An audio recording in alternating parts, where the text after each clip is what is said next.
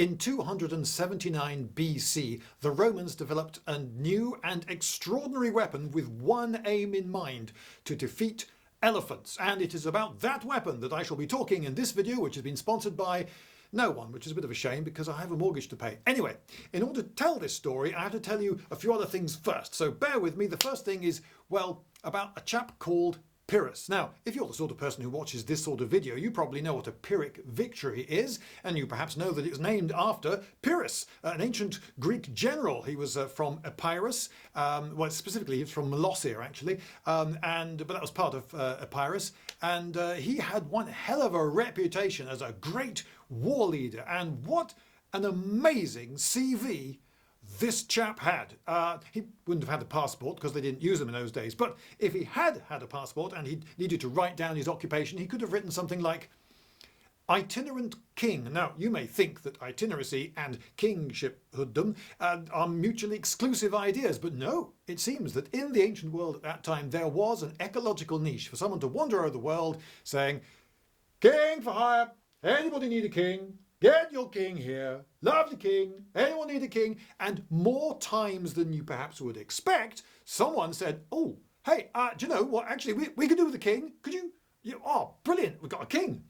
Now, the main reason he kept becoming king of places, he was king of, Molossia and Epirus twice, and then later Macedonia and arguably Syracuse and then Sicily. The reason he kept becoming king here, hither and yon, was because he had this amazing reputation as a war leader. He really knew what he was doing. He could galvanize men. He knew how many spears he needed to take, and he knew about logistics, and he could, in the field, on the day, he kept his head, and he was good at his job. He first became king when he was 11. And granted, this was because he was of royal blood, but he didn't take the traditional route of being the son of the previous king. Oh no, there was one hell of a civil war going on, loads of noble families betraying each other, killing each other, and two of them just said, "Right, you're king now, okay? Now just do as it. You're only 11, just do as you say, and as we say, and just, he's king. If you're going to hurl any stones, hurl them at him." And it was, in at the deep end, but he really proved himself. Although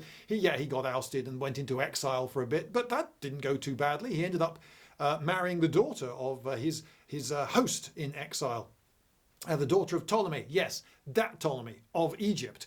And have you ever married a princess? I mean, some of you perhaps have, but I suspect very few of you. If you were to marry a princess, I'd say, well done, sir. I mean, that's doing pretty well.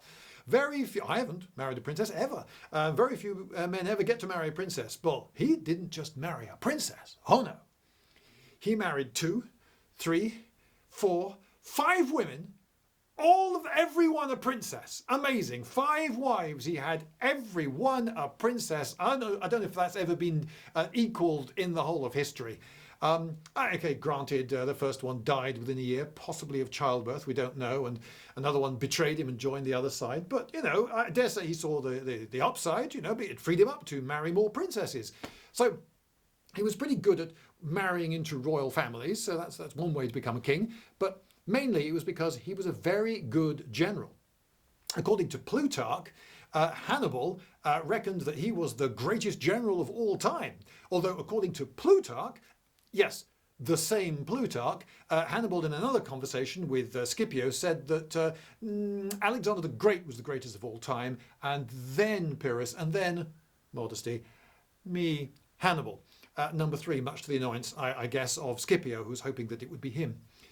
Now, Pyrrhus got a reputation, but then he sort of lost it. He got a Pyrrhic victory too many. You see, he did a bit of a Hannibal, actually, in that he invaded Italy, tried to ally all the various subjugated states subjugated by Rome, tried to get them to join him against Rome and free them all from the Roman yoke, and get a bit of booty and reputation and honour and glory and all those things while he was at it, true. And he brought over elephants. We don't know for certain what kind of elephants he brought over, but probably Indian. This is what is generally thought. And some of the mahouts, some of the trainers, and possibly the men who actually rode them into battle may have been all the way from India. Anyway, When he was invited by the Tarentines from what is today Taranto, was at the time Tarentum, this is a Spartan Greek colony in southern Italy, part of Magna Graecia, he thought, right, great, I'm up for this, let's do it. And he went across the sea with a core force, an army of, we don't know how many, but tens of thousands from Pyrrhus. And then he joined up with loads of allies in Italy, and he fought his way around Italy, and he fought a big battle, Heraclea, and that was in 280 BC. And yeah, he sort of won, but at a very heavy cost. A lot of his best troops, his troops that had crossed over with him from his homeland, they got hammered. He lost very high casualties, and very high casualties amongst officers as well. His officers, who were part of the glue holding the whole army together. And he's thinking, oh, okay, well, that we won, I suppose, but too many of victories like that, and we are ruined. You see, if his little core of the army shrank and shrank, then his various allies would start to perhaps have less and less confidence in him, and his allies could melt away very quickly, and so his army could suddenly become very small and very vulnerable, and it would still be in Italy, and the Rome was still very strong. He, like Hannibal, didn't just invade Italy and, as I say, try to ally the other states and use elephants. He also went to Rome and then didn't take it, just like Hannibal, looked at it and thought, ooh, that's a bit tough looking. Look at the walls. Okay, I'll withdraw and rethink my plan. So Pyrrhus had fought his first victory, and that was the very first time that the Romans ever had to fight against elephants.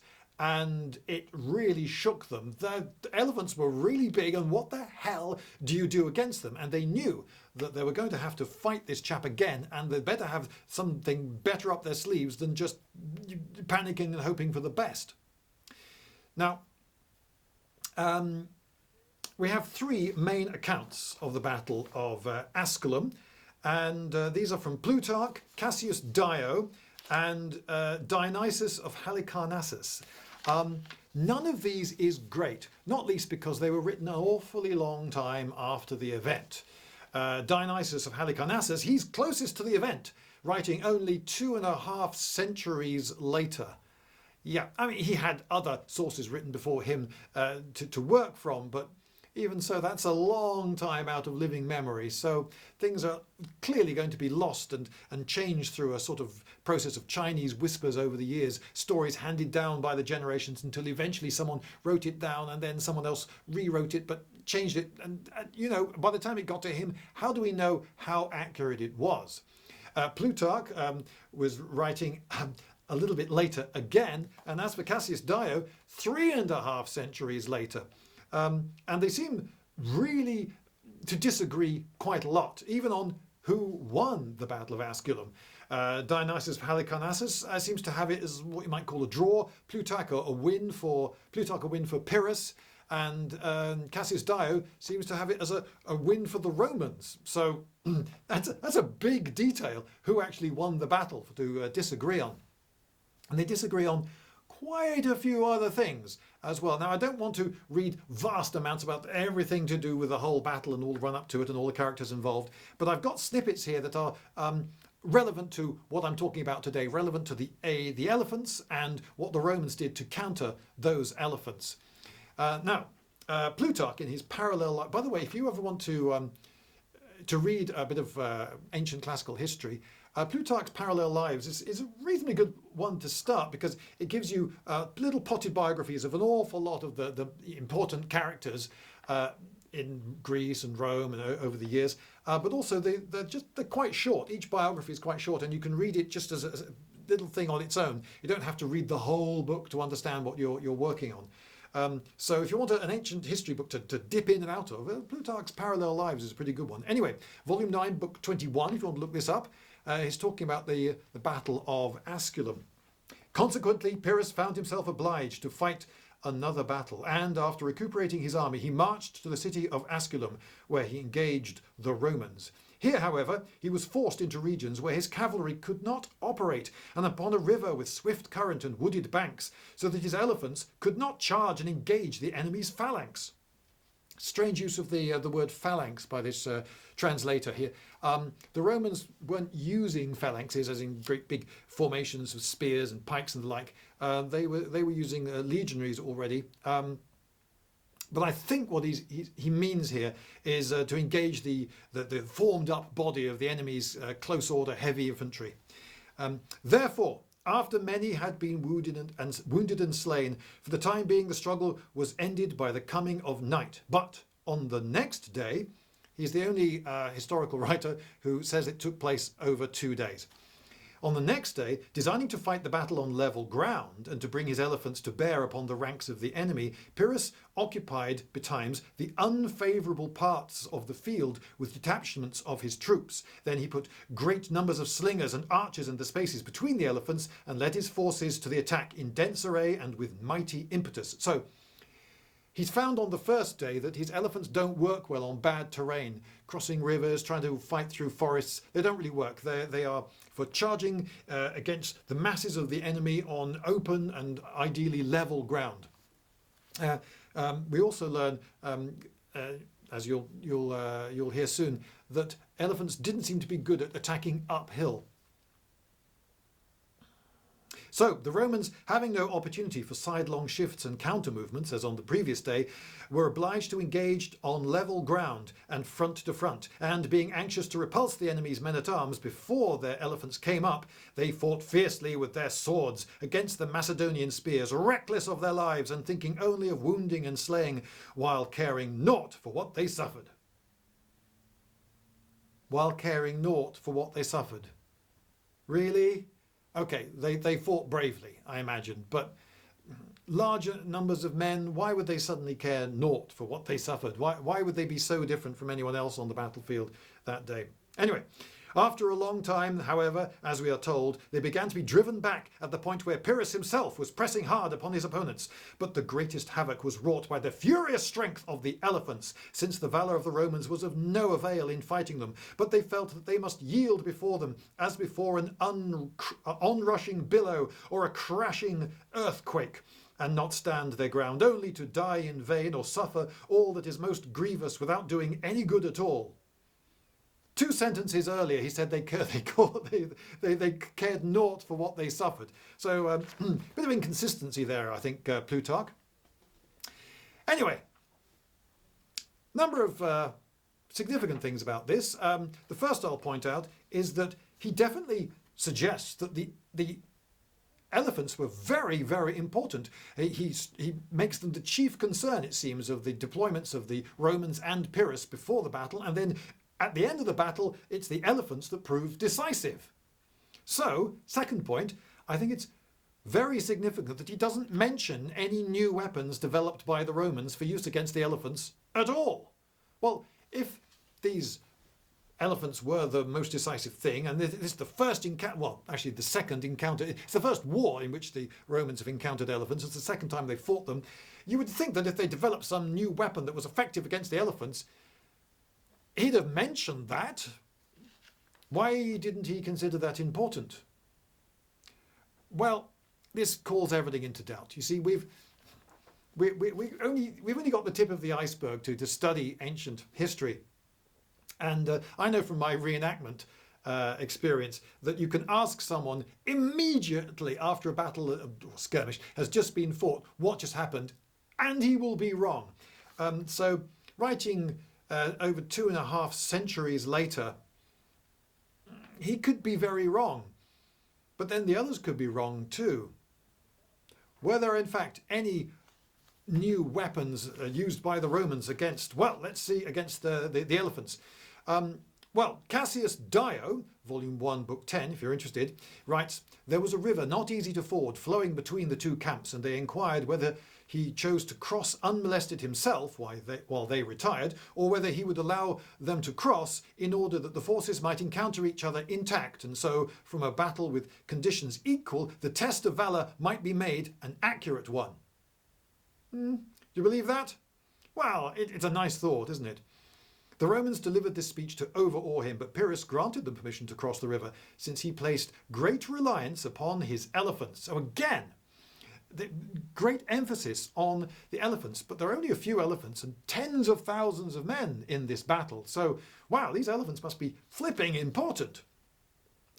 The Romans, among other preparations, made ready as a measure against the elephants iron-pointed beams mounted on wagons and bristling in all directions. From these they intended to shoot fire and various missiles in order to check the beasts.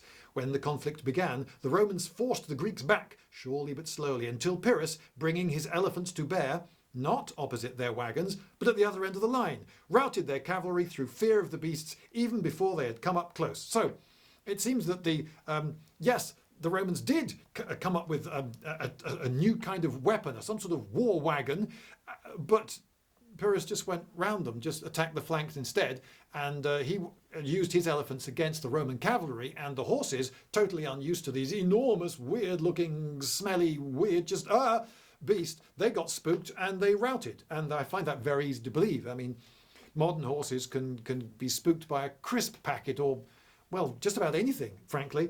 So an elephant, oh yeah, if a horse is not used to elephants, that's going to spook it, no doubt. Upon their infantry, however, he inflicted no great damage. Oh, so maybe they weren't all that effective then. Meanwhile, some of the Apulians had set out against the camp of the Epirons, Epirots, it calls them here, and by so doing brought about the victory for the Romans. For when Pyrrhus sent some of his warriors against them and all the rest became disquieted and suspecting that their tents had been captured and that their companions were in flight, they gave way. Numbers of them fell. Pyrrhus and many officers besides were wounded, and later, because of the lack of food and of medical supplies, they incurred great loss. It was before this battle and in this account as well that he talks about a devotio. A devotio, this was by one Publius Decimus. Now, Publius Decimus was a Roman commander who obviously wanted to go out in a blaze of glory, or at least so the story goes, wanted to go out in a blaze of glory. And so he declared that he was going to do a devotio. He was going to enact a ritual, sacrificing himself to the gods for the glory of Rome, and thus ensuring that Rome would win. And this got widely known, and the army under Pyrrhus found out about it, and some people were, oh no, he's going to ensure, he's going to do this ritual. And Pyrrhus said, okay, so tell me about this ritual then. So they wear special clothes, do they? They put red paint on their face, something like that. Yeah, I thought so. Okay, right, send the order around the whole army. If anyone is seen wearing the ritual clothing of a devotio, they're not to be killed. If they go charging in you, I will take you for the glory of Rome, and just make sure they don't die. Take them alive. And then he sent a message back saying, well, I've given all my army the orders not to kill you, just to take you alive, and so you'll have a rather ignominious downfall, and you'll definitely be captured. Because you'll be charging into my army on your own, so you're not actually going to, with your sword defeat us all. So, sorry, not a good idea. And Publius Decimus then decided that actually the Romans were probably going to beat Pyrrhus anyway, even without the ritual. So, didn't really see the need anymore. Now, later in another action, but the Samnites, being hard pressed by the Romans, caused him, that's Pyrrhus, to set forth again, and on coming to their assistance he was put to flight, for a young elephant had been wounded and, shaking off its riders, wandered about in search of its mother, whereupon the latter became excited and the other elephants grew turbulent, so that everything was thrown into dire confusion. Finally the Romans won the day, killing many men and capturing 8 elephants, and they occupied the enemy's entrenchments. Again, this shows the elephants as really decisive. They seem to make the difference between who wins, even though there are so few. We'll get to how few there may have been in a minute. Something which turns up in history again and again is that, yes, elephants, when they're really working well, can be great, but if they panic and start fleeing, they can flee very unpredictably in all sorts of directions and trample your own men. And the loss of the elephants, even if the elephants don't trample your own side, if they fail, it can really harm. You've got this wonder weapon. The elephants are going to trample them, it'll be easy. And then that doesn't happen. So we're going to have to fight this battle the hard way. That can really dent your morale. So yeah, elephants were could be quite a liability. So on to Dionysius of Halicarnassus. This is from book 20, if you want to look it up. The light-armed troops and the elephants he divided, this is Pyrrhus again, into two groups and placed them behind both wings at a reasonable distance in a position slightly elevated above the plain. At a reasonable distance. Okay, well, you judge what that is for yourself. Into two groups, well, presumably two equal-sized groups. The Latins, Campanians, Sabines, Umbrians, Volscians, Marrucani, Peligni, Ferentani, and their other subjects, they divided into 4 divisions and mingled them with the Roman legions in order that no part of their lines might be weak. So the Romans, they don't trust their own allies, they don't trust their loyalty, their enthusiasm to fight hard, and they also don't rate them as particularly good soldiers. And so rather than have them all together in one place, which if then attacked by the enemy could mean that they would panic, rout, and there'd be a breakthrough, they've mixed them in with their own troops throughout the whole line, making the line more homogeneous, no weak point. And dividing the cavalry, both their own and that of their allies, they placed it on both wings. That's pretty much standard. You cover your wings with the faster moving cavalry. Outside the line, they stationed the light armed troops and the wagons, 300 in number, which they'd got ready for the battle against the elephants. These wagons had upright beams on which were mounted movable transverse poles that could be swung around as quick as thought in any direction one might wish. And on the ends of the poles, there were either tridents or sword-like spikes or scythes, all of iron. Or again, they had cranes that hurled down heavy grappling irons. Now, presumably they didn't have all of these things on all of them, but they got 300 wagons. So you have a vertical beam, and mounted on that beam somehow is something that can swing around in all directions, presumably on sort of a hinge or a chain or something. So one imagines long poles with scythes, and tridents strikes me as a little bit odd because a trident is very definitely a thrusting weapon, not a swinging weapon. So perhaps it had quite a long chain down from the beam onto quite a long trident, and you could swing it back and forwards like that to try and thrust effectively with it. But why a trident? Why not a spear? Because tridents have 3 prongs at the end, which means I suppose you're slightly more likely to hit. But if you do hit, if all 3 prongs hit, then each one hits with 1/3 the power.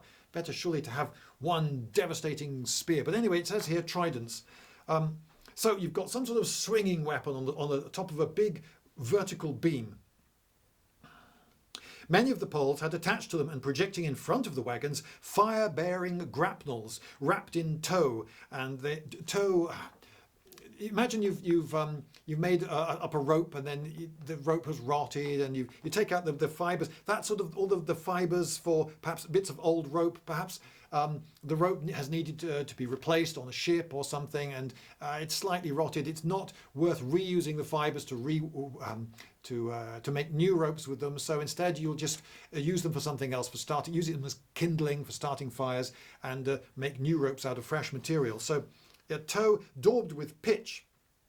So that's something for burning, which men standing on the wagons were to set afire as soon as they came near the elephants, and then rain blows with them upon the trunks and faces of the beasts. Furthermore, standing on the wagons, which were 4-wheeled, that's quite specific.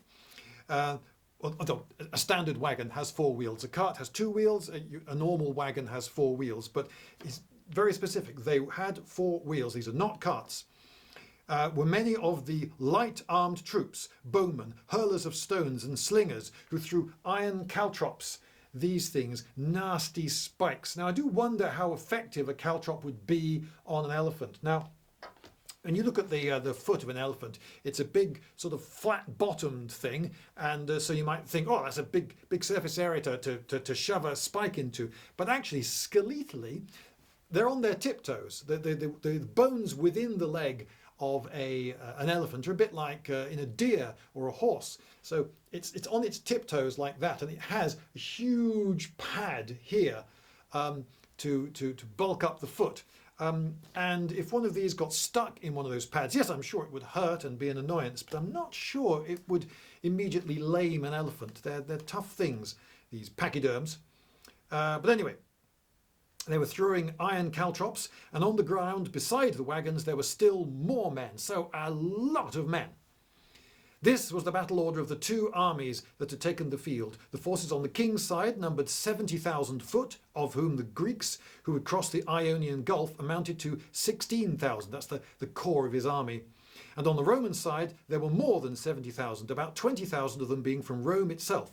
Of horse, the Romans had about 8,000, while Pyrrhus had slightly more, as well as 19 elephants. Now, 19, that's such a specific as well as low number. When you see an ancient writer saying, oh, they had 70,000 foot, well, you know that's a big round number. It won't be exactly 70,000. 70,000, give or take, quite a few thousand perhaps.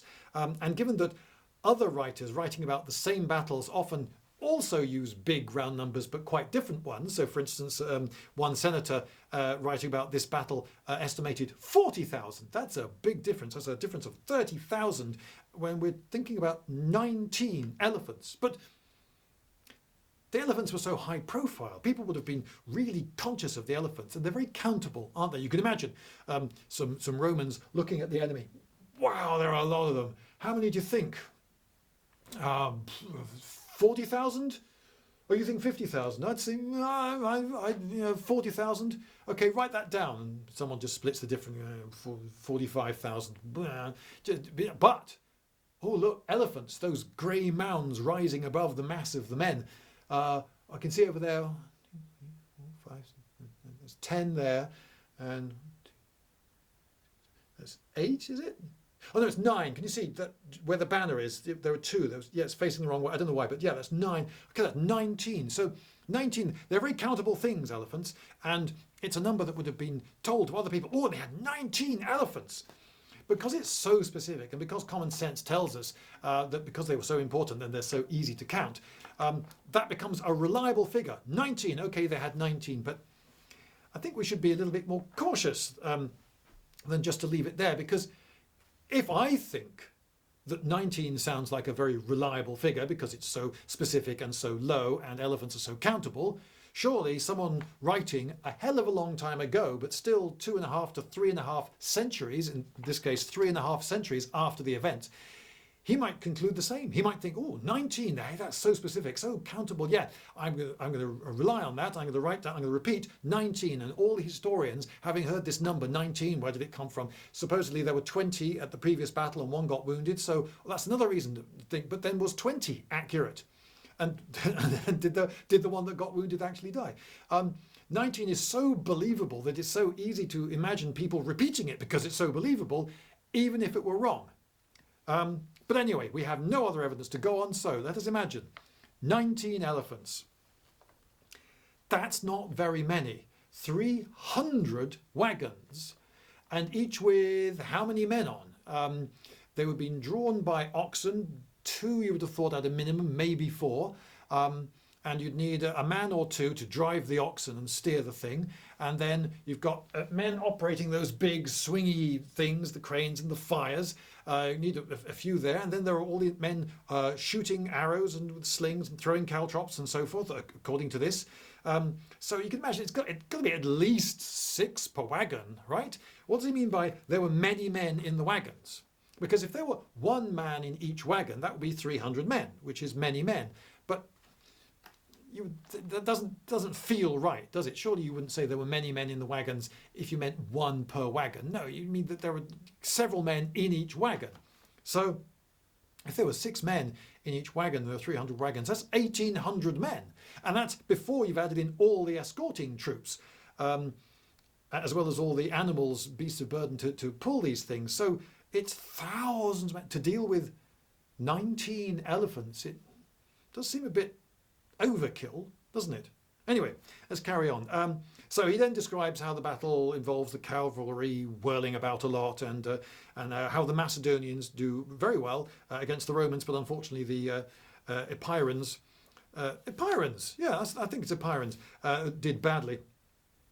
Anyway, when the king had ordered the elephants to be led up to the part of the line that was in difficulties, the Romans, mounted on the pole-bearing wagons, upon learning of the approach of the beasts, drove to meet them. At first they checked the onrush of the beasts, beasts, smiting them with their engines and turning the fire-bearing grapnels into their eyes. Then, when the men stationed in their towers no longer drove the beast forward, but hurled their spears down from above, and the light-armed troops cut through the wattled screen surrounding the wagons and hamstrung the oxen, the men at the machines, leaping down from their cars, fled for refuge to the nearest infantry and caused great confusion among them.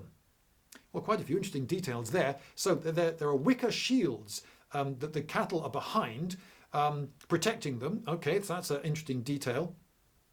And that the men in the towers on the elephants were thrusting down into them. So you imagine these carts are not very, very tall then, because that's one way you might deal with an elephant. You might build something really tall on the back of a wagon to equal it in height. But it seems that they haven't done that, because they're being thrust down at and having spears thrown down at them from the backs of the elephants. It also says that the men stationed in the towers no longer drove the beast forward. Now, the normal way that these ancient elephants are pictured is with a tower with a few soldiers in it, and then sitting astride the neck in front of the tower, totally unprotected and usually not even armoured, is a mahout, often an Indian guy. There he is in a turban, hello, and he's just got a stick for guiding the elephant, and he's so exposed. So exposed. You'd think, well, they wouldn't bother shooting at the elephant or the guys in the tower. They just shoot the mahout, shoot the guy steering the thing. So it does strike me as quite sensible. You know, even though he may train it, he may feed it, he may ride it to the battle, but actually once the battle is going, once you're within bowshot of the enemy, maybe the mahout gets off or gets into the tower and controls the beast from there, where he's a little bit more protected. Now, later some Roman allies turn up during the fight. They have a look at the fight and think, oh, I'm not entirely sure what's going on. We better not charge into that, because we can't really separate friend from foe there. But, oh, hey, look, there's the enemy's camp. Oh, brilliant. What a chance to get a load of loot. Oh, and do good for our allies, of course. And that, do good, because it'll distract the enemy and dampen his morale. Let's attack the camp. Pyrrhus, learning of this through the report of a cavalryman who, when the siege of the camp began, drove his horse through the enemy lines and, applying the spurs, I've seen that phrase in so many ancient translations, applying the spurs. They weren't using spurs in this period, so it's a poor choice of phrase, really. Driving his horse to maximum speed or something, not applying the spurs. Anyway, was soon at hand, decided to keep the rest of his forces in the plain and not to recall or disturb the phalanx, but sent the elephants and the boldest of the horse, carefully selected, as reinforcements for the camp. He chose the elephants against the camp. Why would he do that? Well, maybe he put high priority on relieving the camp, and he thought just the terror effect of the elephants might do it. Also, they're faster, a lot faster than ordinary infantry. Also, a lot of his infantry were engaged at this point and trying to break off and move your whole army in the face of the enemy might be extremely dangerous. So, yeah, so maybe the elephants were just a unit that he felt he could spare at the time. But if he had a really high priority use for them, smashing the centre of the enemy, you would think he would be doing that. So it seems that he didn't. Anyway, through them last bit, was soon at hand, decided to give it rest. The elephants and the boldest of the horse carefully selected as reinforcements for the camp. So, but while these were still on the way, the camp was suddenly taken and set on fire. Those who had accompanied this feat, upon learning that the troops sent by the king were coming down from the heights against them, fled to the summit of a hill, which could not easily be ascended by either the beasts or the horses. And then later it goes on, the elephants accordingly, being unable to ascend the height, caused them no harm, nor did the squadron of horse, but the bowmen and slingers, hurling their missiles from all sides, wounded and destroyed many of them. So they couldn't have been very far away. They must have been pretty close, and yet not able to get at them by horse or elephant. Following the king's lead, the Roman consuls also recalled their troops when it was near sunset, and, taking them across the river, led them back to their camp as darkness was already coming in. The forces of Pyrrhus, having lost their tents, pack animals and slaves and all their baggage, encamped upon a height where they spent the following night under the open sky without either baggage nor attendants, and not well supplied with even the necessary food, so that many wounded men actually perished when they may have been saved had they received assistance and care. Such was the outcome of the second battle between the Romans and Pyrrhus near the town of Asculum. So, does that sound like a victory for the Romans or Pyrrhus? Or no, that sounds roughly like a draw, doesn't it? But that time he gives a star roll to the weapon we're here to talk about, these battle wagons with their strange description. Now, the Romans had never used these before, and they are quite clearly described as being specifically for use against elephants. So they thought that it was so important that they put together 300, big round number, 300 is a lot, isn't it? That's about 16 wagons per elephant, which seems like overkill. So maybe we shouldn't believe that. But on the other hand, if these wagons were quite slow and ponderous, and it's easy to imagine that they would be, and that they had difficulty crossing rough country, and that's easy to believe as well, you might think, well, if we just have one against one elephant, the elephant's just going to run around it and carry on. It'll outmaneuver. We need big lines of these things to stop the elephants. And if the elephants try to go between them, they need to be close enough packed so that these swinging weapons can get within reach of them, hacking them as they go past. And then they'll be encountering as well the light troops that we'll station in between and or maybe slightly in front or behind, probably behind these carriages. So, yes, it is pushing it, but it's possible to believe that they did really make 300 of these. Now, the impetus for my coming up with this subject for this video is an article I saw published on the ever excellent Plastic Soldier Review website. It reviews the historical accuracy of plastic figures that are being produced in 1/72nd or 1/76th scale. So figures about this high. And the range of these is amazing now. I have no idea who's buying these figures. I don't think it's small kids, but I've never seen them used at a war games event either. But now you can get all sorts of specialist troops from the ancient world. It's not just like in the days of Airfix, Romans, Britons, or was it Romans and Gauls, and that was it. No, you can get all sorts of companion cavalry and whatever you want. You're very likely to be able to get it these days. And so many things have been covered now that they're getting onto really obscure stuff, like these war wagons that were only used, so far as we know, in a single battle, the Battle of Asculum in 279 BC. Anyway, here we see the model as pictured on the site, and I looked at that and I thought, really? I had quite a few issues with that design. Now, other war game figure manufacturers have had a go at the same topic, and here's another one, for instance. And you notice here that it's being pulled, so the oxen are in front of it, therefore pulling it, but the oxen would be very vulnerable, wouldn't they, in front, and the men behind swinging their even very long spears would probably be out of reach of the elephants if you had two ox lengths in front of you to span. So I find that unconvincing. Surely you'd want the oxen behind pushing, but there's a problem with pushing. Steering. How do you steer if you're pushing?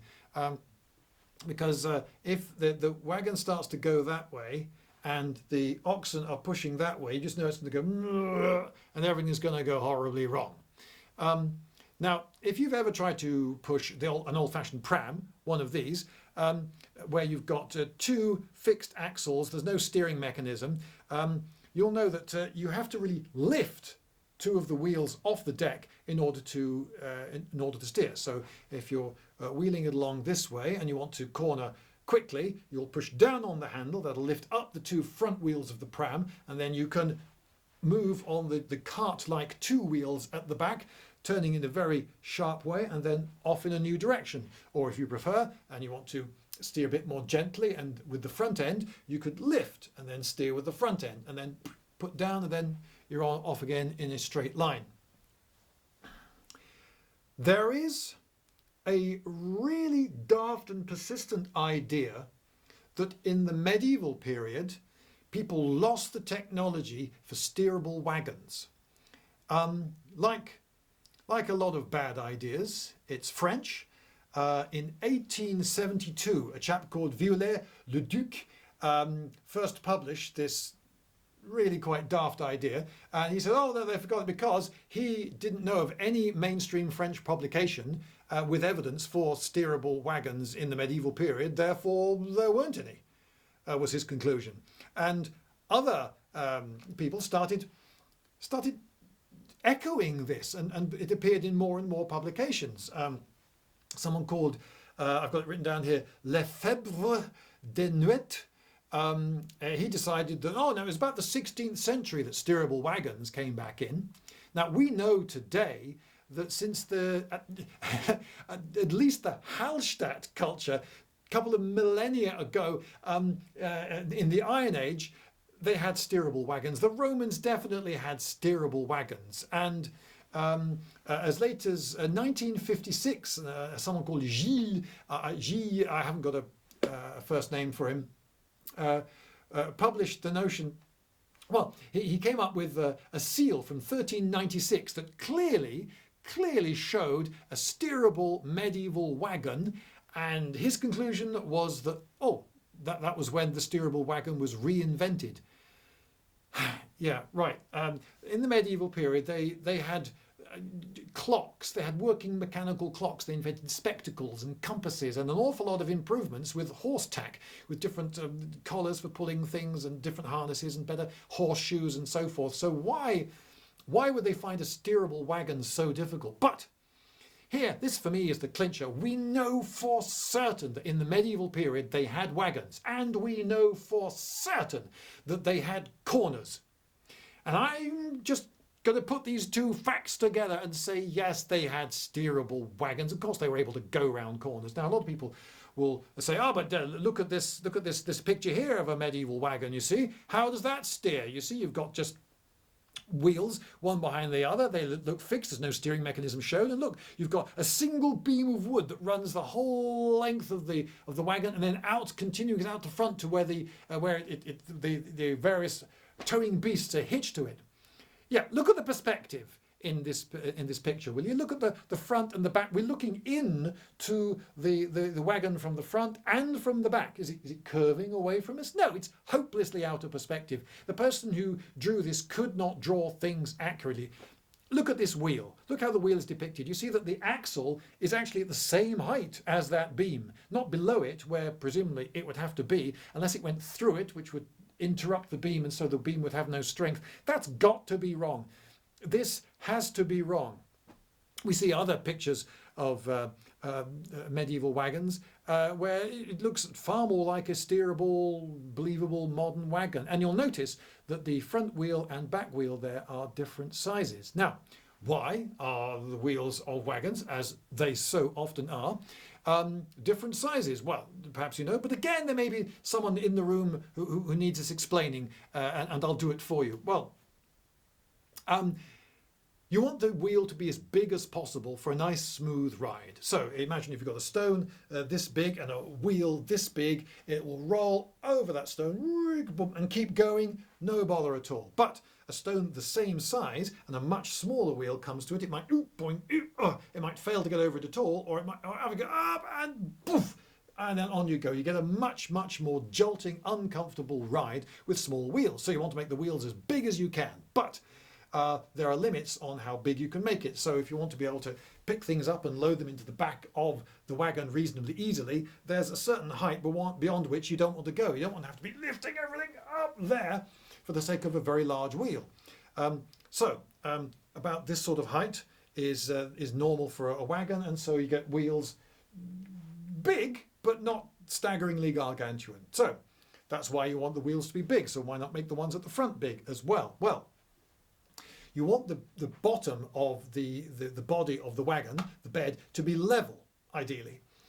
So you've got the big wheel at the back, but at the front you need the steering mechanism. So between the bottom of the wagon and the front axle, you need some sort of pivoting mechanism so that the front can actually turn, so the front wheels can steer. You see, you've got a pivoting mechanism at the front. that means that it's going to have to be, the axle is going to have to be lower. And if the axle is lower, the wheel has to be smaller. But there's actually a second reason, because again, can you see in this, this picture, the advantage of a small front wheel is that your steering lock can be so much more steep. If you have very big back wheels, then they'll be blocked because they'll hit the sides of your wagon. Whereas if they're much smaller, and you'll notice that quite often the wagons, the sides of the wagons go out like that to give more room for the front wheels to turn. So now you can turn quite a steep corner with your smaller front wheels. So there you go. That's why wagon wheels are different sizes front and back. And they were in the medieval period too. Medieval wagons. A wagon has 4 wheels, a cart has 2.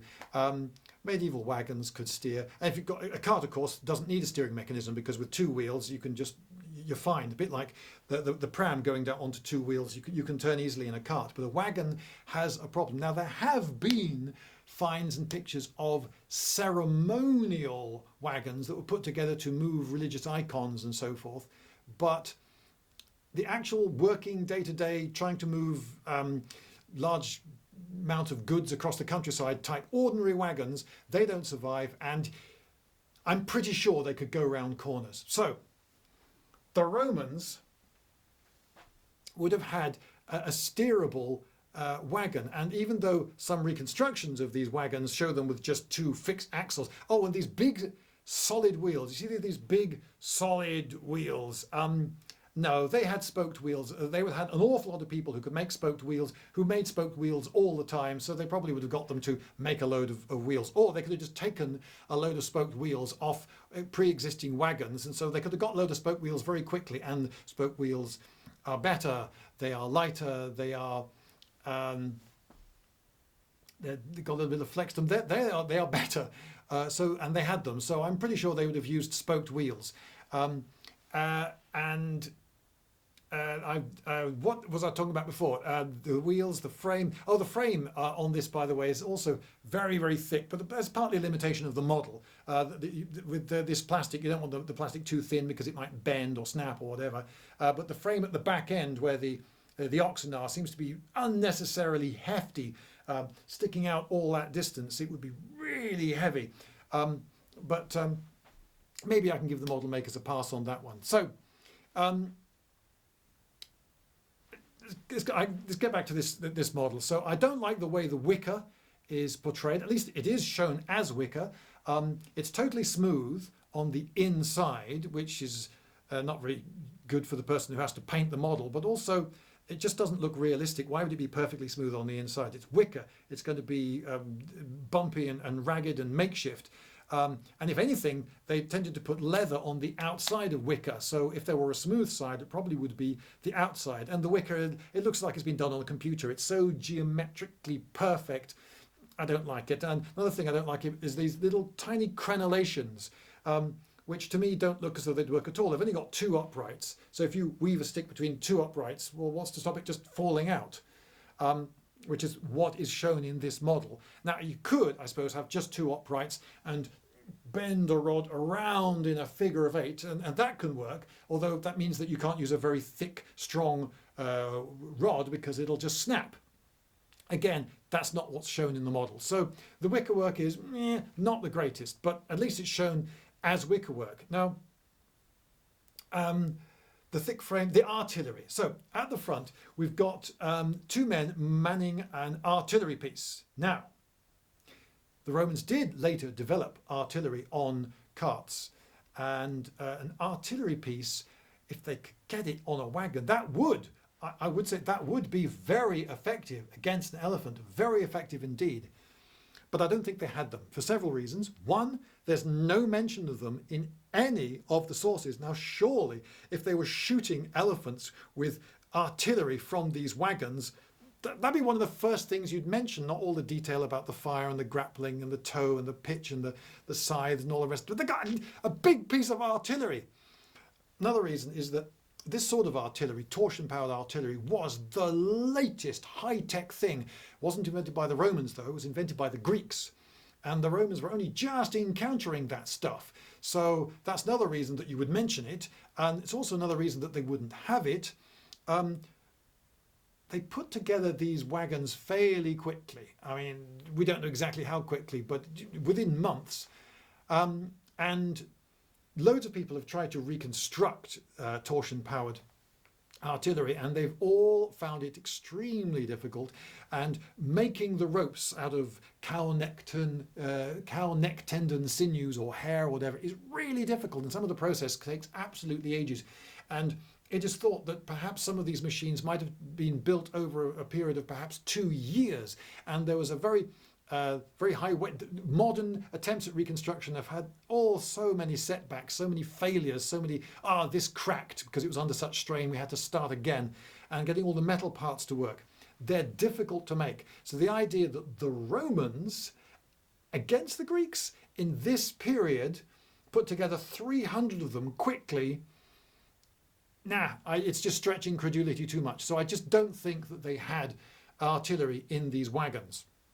But the sources do seem to agree reasonably that there were men shooting, but this model has one guy with a bow, and one guy definitely doesn't fit the term many in my book. So I think I would get rid of the artillery piece and have at least 2 more, and possibly more. There might have been 6 guys in the wagon, but more guys shooting arrows, throwing caltrops, slings, that sort of thing. I'm not sure I would use a sling from a weapon, from a wagon. A sling is not a great weapon to use when you're moving over bumps in the ground and you've got other people around you. If you circle that way, you're likely to hit someone, and you need a bit of room. I would have thought a bow, frankly, would work a lot better than a sling from a war wagon. But anyway, I'd have had more archers in there. Possibly men throwing javelins as well. More missile troops, but not artillery.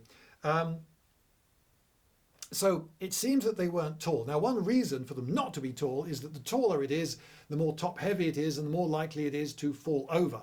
And I would have thought that even if it were reasonably short and squat, I would have thought a determined elephant could throw a pretty big wagon onto its side. So if an elephant got in there, I reckon it could tip one over. And so making life easy for it by having something very tall would not be a good idea. But we do have these vertical beams, but the vertical beam doesn't have to be very heavy. It doesn't have to be massive. It only has to bear the weight of a long horizontal spear, presumably much longer than a normal spear, with some sort of scythy, hitty-bashy, burny thing on the end of it.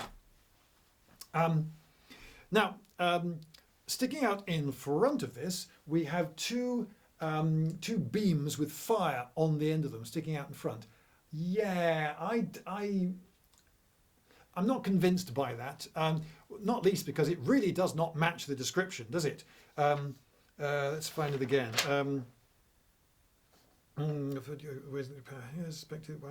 Bristling all directions, yeah.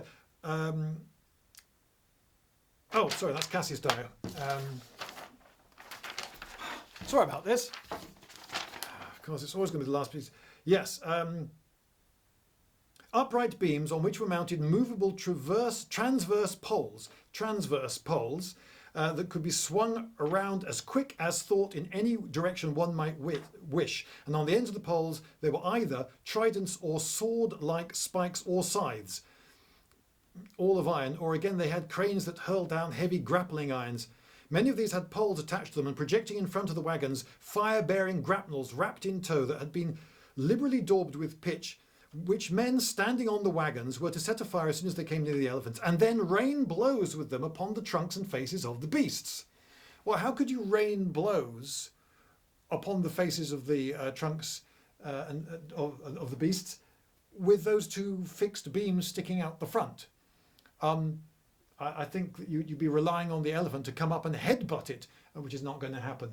No, surely it's a grapple iron covered in tow and pitch burning on the end of a chain being swung around, and just fire being swung around you would hope would freak out the elephants and put them to flight. But then you could at least bash them, and you could, even if you didn't do them any harm, you'd have fire and the smell of it coming over their eyes, and they might not like that, and they might panic and run, all going well. So the beam sticking out the front, yeah, I don't buy that. Now you'll notice that there is no vertical beam on this. Whereas you'll notice that in this picture, which is on the front of the box, there's also no beam, but it's clearly based on this picture, which has a vertical beam, but the model makers presumably decided that that was too difficult, too much work, I don't know, left it off. So the inspiration for the model has been compromised somewhat. Yeah, the descriptions are quite clear, a vertical beam with something transverse. Now this guy in the vehicle with a sort of oar-like arrangement, that looks quite pathetic to me. He's got very little play with that. He certainly can't, at the speed of thought, swing it in any direction he might wish. He's on one side and he can do sort of that. There's a guy there, so he can't go forward very far, and he's pretty limited in what he can do going in that direction, so he can just sort of waggle it a bit.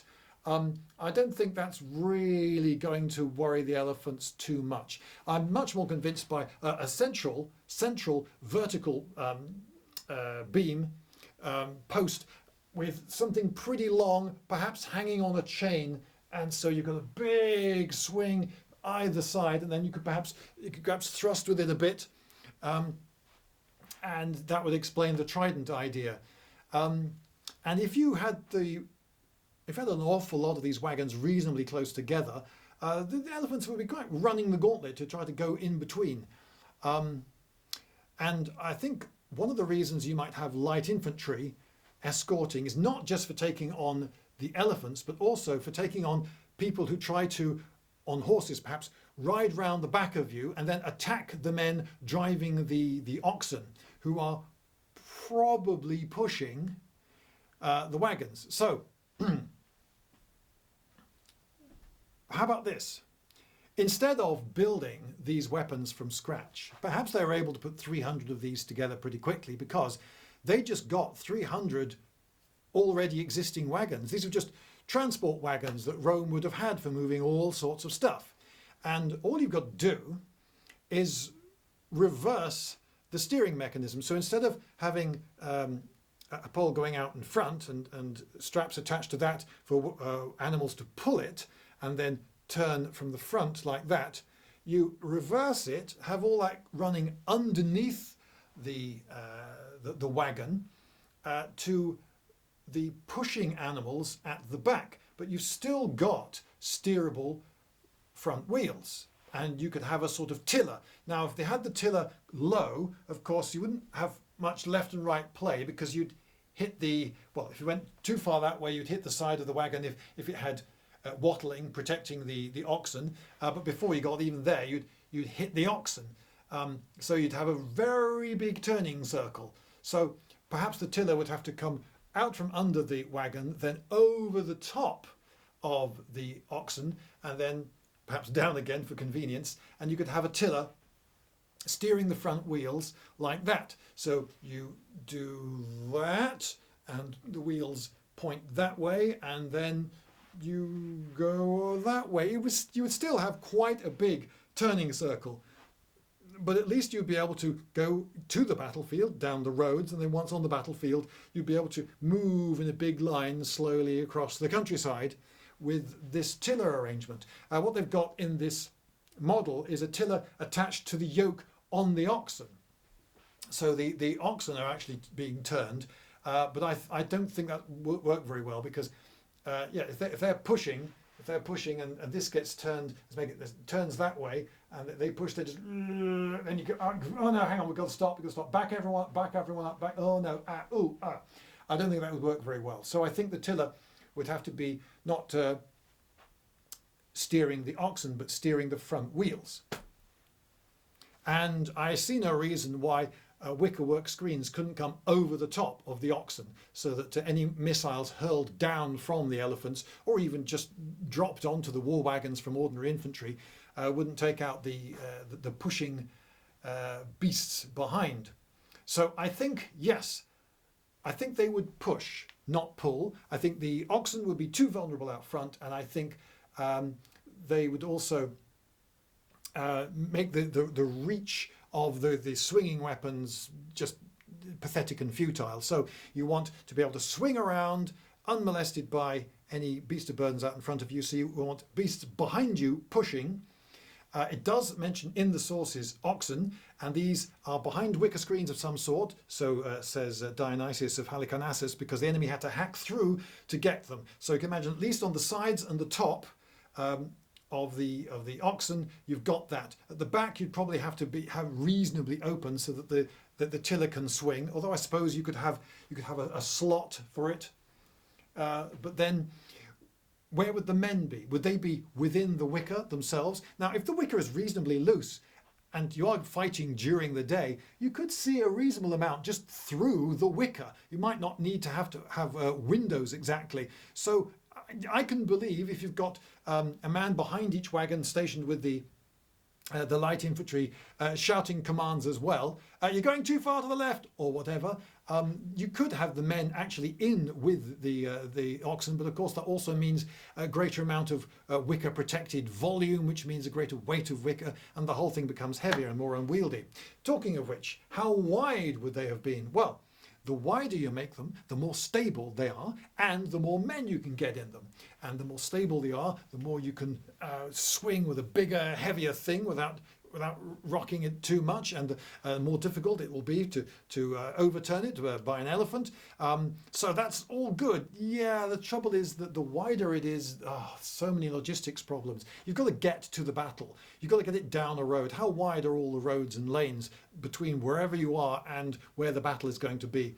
How many animals have you got to move these things? Where are you going to park them all? And the longer the axle, the easier it is for the axle to break in the middle. And a lot of wagons, they were very, very careful with their width for that reason. They wanted to be strong, so you wanted to minimize the length of the axle. So I suspect that they probably were standard wagon width. I suspect they were probably made out of standard wagons, to be honest. They were pushed, covered in wicker. They had burning pitch and tow. That's perfectly fine. And the Romans definitely had access to chains and things that wouldn't burn through. And so you could have a go at raining blows on the elephants. So, did they work then? No, not really. One of the pieces of evidence for that is the Romans never used them again. So if they were that great, I think they probably would have used them again. When Hannibal came over the Alps, they would have said, quick, 300 wagons. It worked brilliantly last time, but no one even mentioned it, it seems. And the success of them is not exactly stunning in these accounts, is it? In the last of the accounts I read out to you, it ended up a draw, and never do the wagons themselves are cut down and the men flee from them. So the wagons are mostly a failure.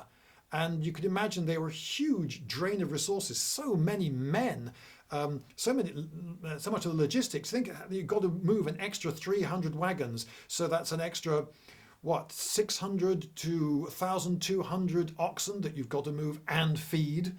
And you've got to bring all the fodder for them or find grazing for all of them. You're introducing a massive logistics problem. There's a huge number of people invested, if they really had 300 of these, in just countering a small number of elephants. And the Romans came up with better ways of doing it later, changes of formation, better use of light troops.